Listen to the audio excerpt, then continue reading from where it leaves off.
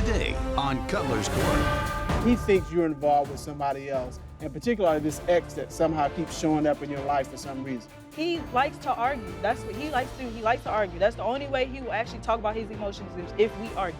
I don't truly know where she's going, or even if she even with her friends. So this court has engaged the services of a certified polygraph examiner. Do you still want to be in a relationship with Miss Antrim? The polygraph results will determine if she has been cheating. This is Cutler's Court. Bernard O'Neill accuses his girlfriend of being untrustworthy and wants her to take a polygraph to get some answers. He says he's prepared to move on if the test proves she has been unfaithful. Lexis Antrim says their relationship has been toxic from the beginning, and she is seeking advice from the judges on whether she should make it work or ditch Bernard altogether. Your Honor, today we have case 1025, O'Neill versus Antrim. Thank you, sir.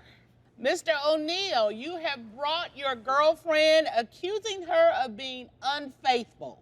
You're wondering if you're in a relationship or a situationship. Tell me about your issues. Yes, Your Honor. Yeah, my issues is I feel like she just be lying to me, and she be hiding stuff. Phone always on Do Not Disturb. I come over there, she lay her phone down, be on face down and stuff like that. And she just out there wearing anything, like too revealing, stuff like that.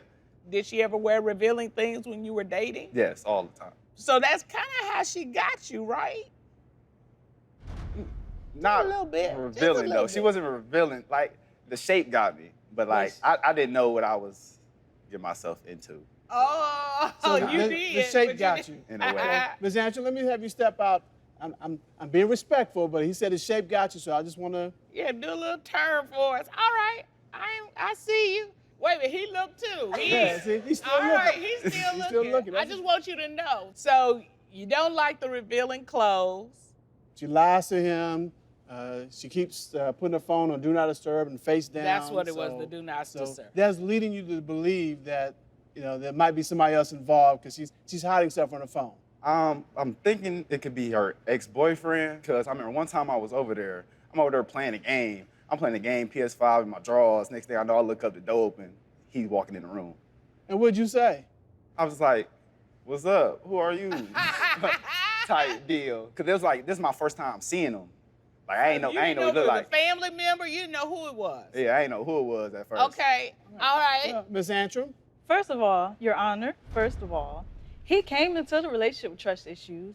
He let a family member get into his head, basically trying to make it seem like I still have feelings for my ex and that I'm still dealing with him.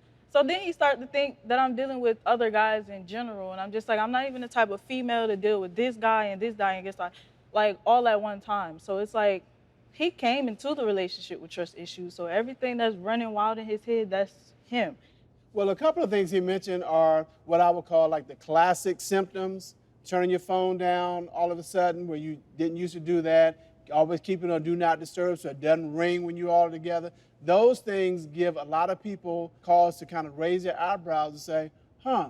So when you say, I don't know where this is coming from, it could be past relationship issues. But what he testified to was what he has seen you do. And these are the things that are causing him concern. No. First of all, his phone stays on complete silence. So you would never know if his phone is ringing or not. You just see him glued to his screen 24/7. And my phone be on Do Not Disturb after 9 p.m. because I don't want anyone calling me or contacting me, waking me up out my sleep. That is why my phone, and it's always been like that. Because you don't want to be disturbed. My point exactly, Do Not Disturb. Don't disturb me while I'm trying to sleep. So my phone stays on Do Not Disturb. And I just feel like he doesn't take my feelings into consideration at all. You don't even he go to doesn't sleep take at me 9. serious. It doesn't matter if I'm going to sleep at 9. If I want to lay down and get in my bed, I don't want nobody calling me after that. Okay. But I couldn't let it go, though. And the pictures need to stop on social media that I do not like. Like, too revealing on the pictures. Like, is you trying to get some male validation, attention or something? Can I talk about what I don't like about what he posts on social media? Oh, yeah, we're I going want to to look at some of these pictures. Like, come on now. Okay. Wow. So, Like, Ms. Antrim, these are pictures you're posting on social media. where you trying to get attention from? Don't be embarrassed now. They're on social media. Oh, no, I'm not embarrassed. But, like, first of all, that picture right there and the picture on the end, I had my bikini on because I was at a pool party. So I felt like it was an appropriate picture because I have my bikini on. I'm at a pool That's party. not I'm at a appropriate pool. bikini. So, hold on. I'm at a pool. Okay, the shower. The shower is, picture. Is that at the pool? That was a picture. That was a picture that I was with my friends, and we were all taking pictures, and they were With your just like, friends you taking know, pictures no, like that? they were giving me ideas like you should do something like this and this, that, and the third. And, you know, oh, let the water run down. Like you in the shower, you got the curly hair. So I'm just like, oh, okay, you know, cute. So yeah. Let me just say this. If you don't do it at your age, you ain't gonna never do it. When you get my age, you don't need no pictures like that. Nobody wants to see a picture of Judge Dana like that. So I understand, like, you know, you 20-something, you know, this is the time that you're gonna do those things.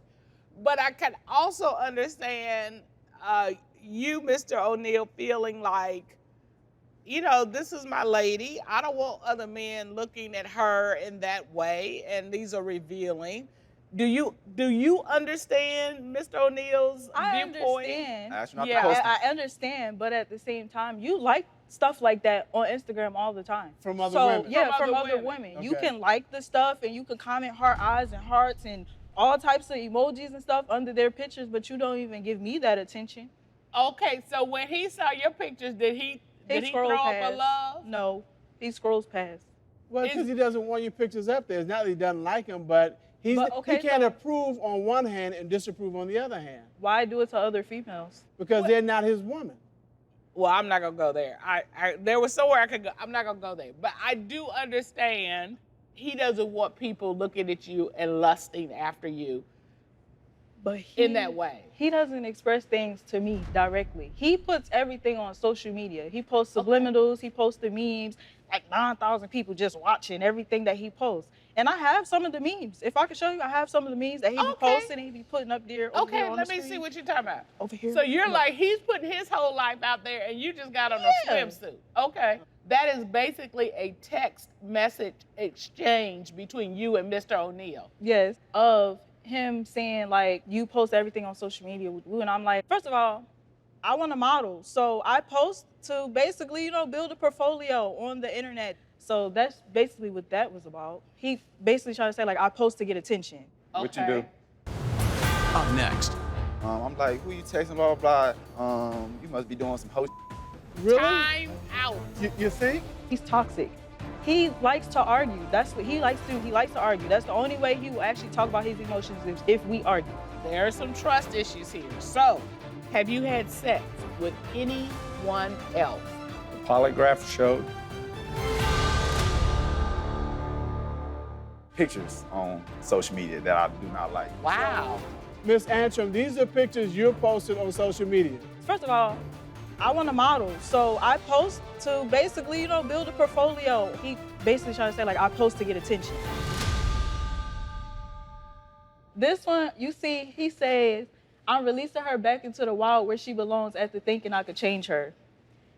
This picture had a picture of a bear and a girl, and the door was open, and the sign said mental health institution. So basically, he's trying to say, oh, I couldn't change her, so I'm sending her back to the mental health institution. If I belong in a mental health institution, then he belong in a bed right next to me. How am I mental? Like, I don't understand that part. So I just felt like that was weird. This right here, it says, my toxic trait is I'll F you again just to prove you ain't done with me. That, I felt disrespected because I feel like, why would you post something like that? I feel like that's trying to insinuate that like we got things going on, like we have relationship issues going on. Mm-hmm. And you know, I didn't appreciate that at all. Okay. So, Mr. O'Neal, from a big picture standpoint, sounds like when you have a problem with her, with what she's doing, you go to social media rather than going to her. That's what she's complaining about. So why did you post these things? The reason why I post those things because like if I say it to her directly, I feel like she's not gonna do it. But like if you see me posting on social media where other people can see it, you'll try to fix your attitude and fix what you're doing wrong because somebody else might take your spot by me posting online. Okay, is that a form of shaming? In a way it is. Okay, that's probably not good, is it? How does that work for you? It doesn't. It works a little bit better than me telling her. So Wow. First of all, I feel like he don't respect my feelings at all. So I could try to talk to him about something and he'll just laugh in my face. Or he act like he don't care. He's very nonchalant. He act like he doesn't care about anything. So I'm just like, how am I supposed to talk to you or open up to you about anything if you just, brush everything off or act like you don't care? Like, I feel like we really have to like argue in order for him to talk about his emotions or to get his feelings out there. We have to argue. I have to start an argument just for us to get he's toxic. He likes to argue. That's what he likes to do. He likes to argue. That's the only way he will actually talk about his emotions is if we argue. No, that's not true at all. I really don't like to fight or argue at all. It's just something that we do a lot. It's really her though. She be trying to put the blame on me. Like, okay, but here she was very specific though in her testimony because she said, "Look, I try to talk to him and he ignores me or he laughs like this don't mean nothing to me." Is that true? Has that happened? okay, like one time I seen her texting on her phone or whatever. I ended up bringing it up. How'd you bring it up?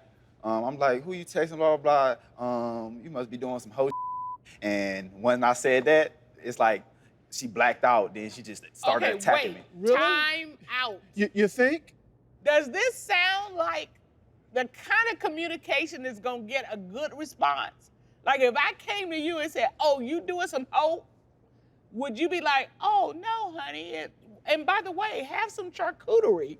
You wouldn't do that, would you? Your Honor, let me take a step back, because this go back to the whole trust issue things and how he feel like he don't trust me, but it's just like, your phone be on silent, how your phone be on silent, but there was times where we would be driving in the car and a name would pop up. It was a girl, a name would pop up in the car, and I'm like, who's that? And this is why I say he acts so nonchalant. Oh, that's just some girl I used to talk to in the past. Act like he just don't care. Up next, She's always lying, or you've caught her lying. What does she lie about? And it just be lying about where she going sometimes. All I said was, I will be back. A true player, that's how they do that. I'll be back. I see you. Yeah. I see you a I'll little let bit. you. You taking the polygraph examination, and we have those results. Have you had sex with your ex-boyfriend? I feel like she just be lying to me and she be hiding stuff on Do Not Disturb. Phone always on Do Not Disturb. I come over there, she lay her phone down, be face down and stuff like that. My phone be on Do Not Disturb after 9 p.m. because I don't want anyone calling me or contacting me, waking me up out my sleep. So, Mr. O'Neal, you mentioned that she's always lying, or you've caught her lying. What does she lie about? It just be lying about where she going sometimes, like when she coming back. It's like she'll tell me she coming back at this certain time, then it'd be like 3 hours later after when she'll show up. Give me some real examples of this. I think she go out to eat with her friends during the daytime. They go in the bars, I guess. I don't truly know where she's going, or even if she even with her friends. Right. I mean, you're not hawking like where you going, who you going with. You're not doing that. But she leaves, says, hey, I'm going to be back at 5 o'clock. And then 9:30 rolls around, and then she shows up. Is that a good example? Yeah, that's a good example. That's not true at all. It's never happened? No, I'll go out and I'll say, I'll be back. I don't never say a specific time on when I'm coming back. You A can't true say player I'm does lying that. about when I'm coming back if I never told you the exact time. All I said was, I will be back. I didn't say, I'm going to be back at 9 p.m. Yes, I'm going to be did. back at 10. No, I said I'll be back. Here's the thing. A true player, that's how they do that. I'll be back. I see you. Yeah. I see you a I'll little holler bit. at you. I holler. Well, here's the thing. If you leave the house around 5, there's probably a reasonable expectation you'll be back somewhere around 8 or 9. If you're not coming back till midnight, then that's probably, even though you didn't say, I'll be back between 8 and 9, there are going to be some questions. I'm not saying you're wrong for it. I'm just saying there are going to be some questions. But Your Honor. Your Honor, so but it's if you- okay for but him if to you go out- out and he could Can I turn his talk? location But if off you- and I don't know where he's at, so he could do that. At least when I go out, I actually communicate with him the whole time. He Okay. could go out, he turn his, And you know, and how do you feel about when he goes out and is like, I don't like it at all. Here's a problem he's creating. He thinks you're involved with somebody else, and particularly this ex that somehow keeps showing up in your life for some reason. So because of all that, he thinks you're cheating, and that's the problem that is causing in your relationship right now. so my question is, we know that you've taken the polygraph. If you pass the polygraph, do you want to be in a relationship with him? I do want to be with him. He know I want to be with him. I express that to him. I'm gonna ask you the harder question. If it comes back and it shows that she has been cheating, do you still want to be in a relationship with Miss Antrim? Hell no. No. Okay. No, hell no. Just in case you didn't understand. He was very clear. All right, well, you've taken the polygraph examination, and we have those results. So at this time, we're going to enter into our deliberations. Tashi, would you please escort our litigants out? Yes. What's your gut telling you? He needs a primer on communications. He needs a whole lesson plan. Well, he's communicating, he's just not effective communication to get the result he wants. So Yeah, that's there's that. I'm interested in knowing what happens, and I think that, we can give them some advice on communication. on communication. Particularly him, because he needs some real ways to communicate to get the results he wants, and she could use some too. But I want to see these pictures again. Oh my Lord. I'm just trying to figure out if he has a right to be, concerned about that. And I still think yes, and I hope that's not my age showing, but I still think, yeah, if that's your girlfriend, you just don't want that out there. You don't. All right, so well, before we bring the litigants in, I think I probably need to see the pictures one more. You know what? Okay. Call your litigants back. All right, let's bring the litigants back.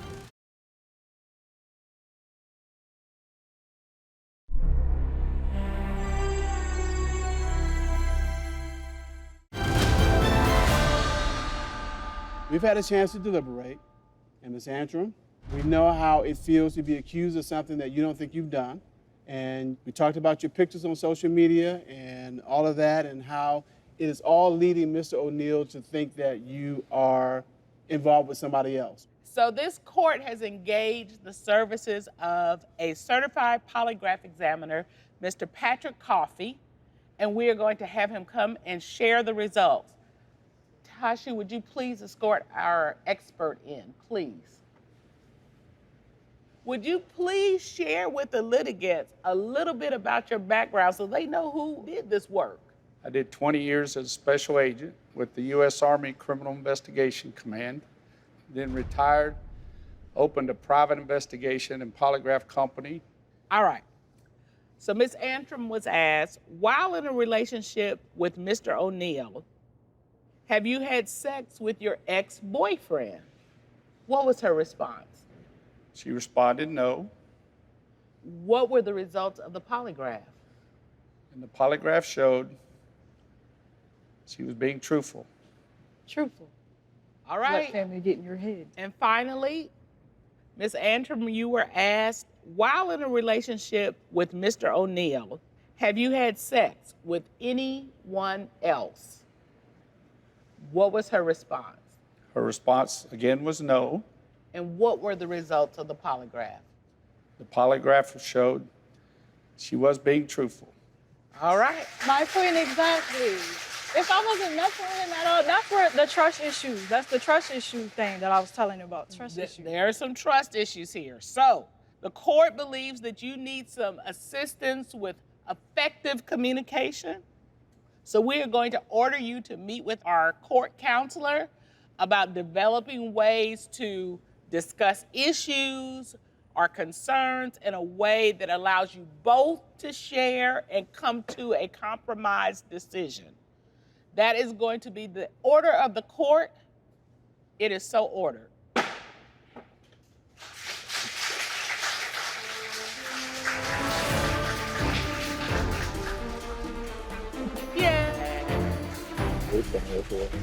You need a polygraph now too, right? Y'all be good now. I'm happy because she ain't step out on me. So now I got that peace of mind that I've been wanting this whole time. Okay, so now I feel like you should take a polygraph test.